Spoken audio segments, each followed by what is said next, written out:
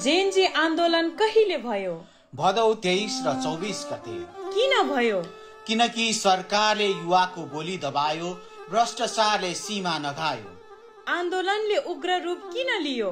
किनकि सरकारले शान्तिपूर्ण आवाजमाथि दमन चलायो, हजारौंलाई घाइते बनायो, आफ्नै छोराछोरीको टाउकोमा गोली चलायो, 19 जनालाई शहीद बनायो।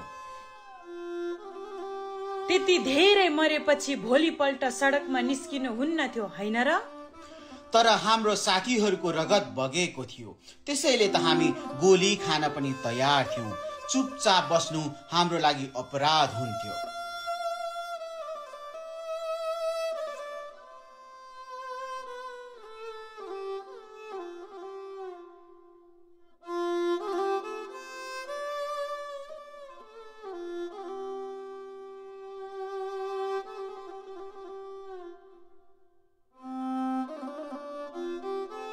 देश कसले जलायो? सरकारले जलायो, किनकि उसले गोली चलायो, शान्तिपूर्ण र्यालीलाई रगताम्य बनायो।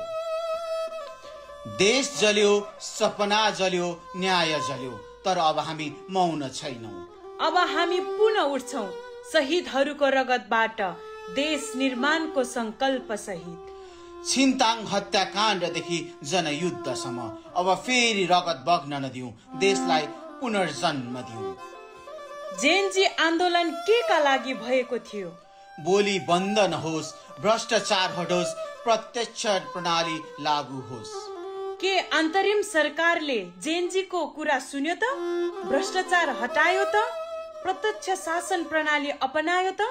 सरकारले कुरा सुनेन, चुनावमा देशलाई हुमायो। लाग्छ कि शहीदको रगत फेरि खेर जाने भयो, शहीदको सपना अधुरै रहने भयो। यसर्थ हामी माग्छौं 2 मा 1 कि जेनजी आन्दोलनका माग पूरा गरिदेऊ, कि तुरुन्त अहिले नै राजीनामा देऊ।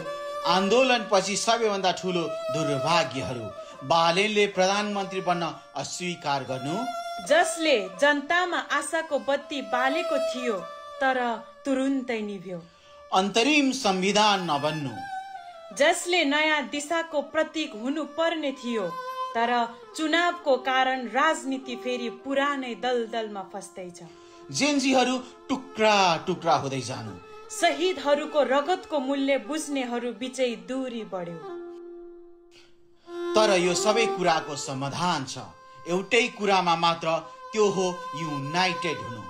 यसर्थ जेनजीहरू फेरि हातेमालो गरौं, रगतले होइन मनले देश बचाऊ। हामी टुक्रिएर होइन, मिलेर मात्रै शहीदको सपना पूरा गर्न सक्छौं।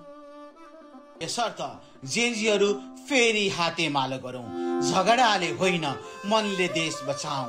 हामी टुक्रिएर होइन, मिलेर मात्रै शहीदको सपना पूरा गर्न सक्छौं। Welcome to Gen Z united movement परिवर्तन।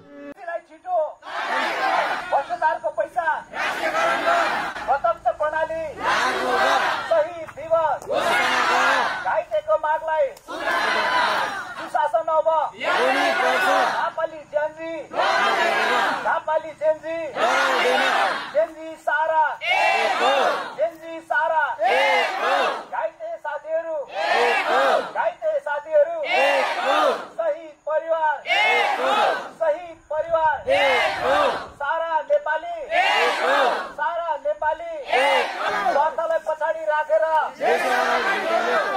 जेनजीको सरकार कहाँ गयो? भदौ 23 र 24 सम्झ रुनु परे हामी रौं।